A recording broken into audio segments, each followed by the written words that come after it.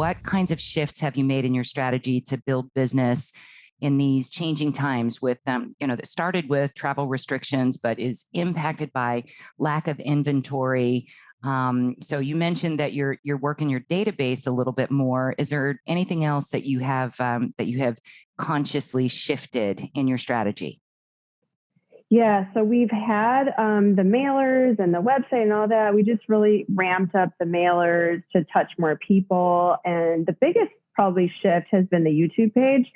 So we're really trying to provide really high quality, relevant, informative, fun data, that's relative to the real estate market, and try to bring in guests. It's not just me all the time. And then we also incorporate one time a month, one locally owned business, because I love being able to give back to the community in that way and support small business.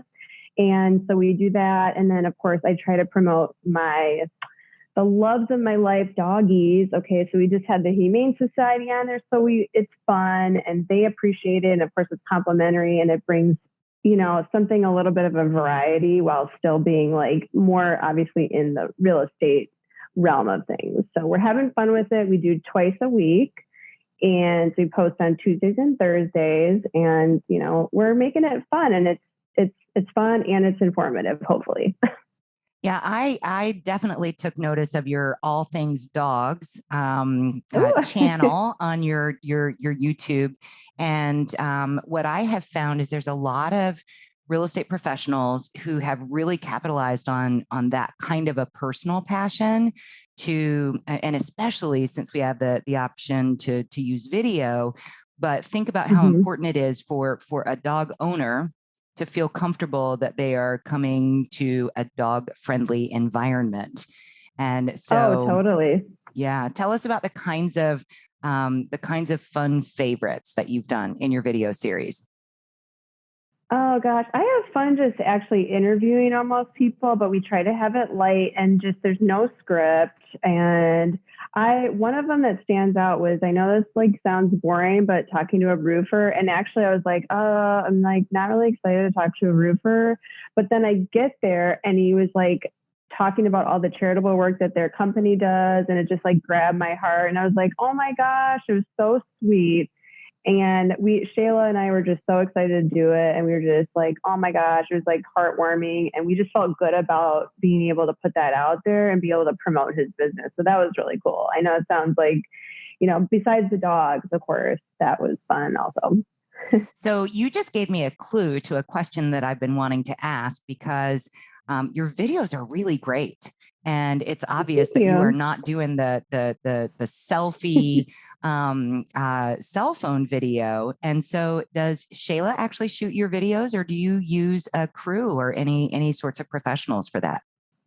Oh my gosh. Well, I'm so embarrassed to look at the first videos I did. I don't even want to pretend that they exist because I'm no, let's ignore that.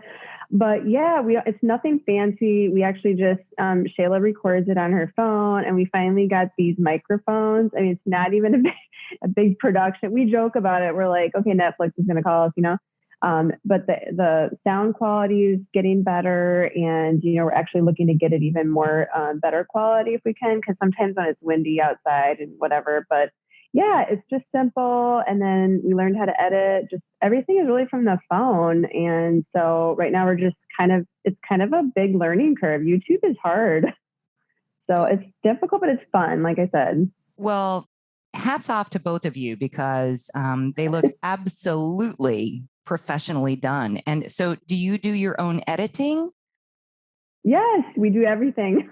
We do everything. I don't know what we're doing really, but we're trying to, I kind of started following some of these podcasts to really try to figure out making sure we're doing things that are optimizing the channel and everything, and being able to be found so that people want to, that are looking for us can find us. Okay, so you're speaking a little Greek to me and probably to some of the audience. So tell us about how you optimize so that you are found. And obviously it's working because people are finding you directly. And I think a lot of it is as a result of these videos. So what are you doing to optimize your reach? Well, we haven't done any advertising until like this last week. We just put out one ad. So leading up to that, we didn't do any ads. But I think like putting keywords in there and then tagging, and the $1 million question is like, what keywords, you know? I mean, Sure. so it's a lot of, it's trial and error, and just playing around with it. I mean, of course, I want them to know it's Sarasota, Florida, and then whatever topic I'm talking about, like the market, inventory. I'm just trying to use like certain buzzwords that I feel like are trigger words that people are looking for.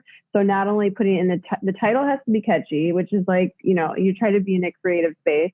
Title, the words in the description, and then the hashtags. It's like, it's a lot.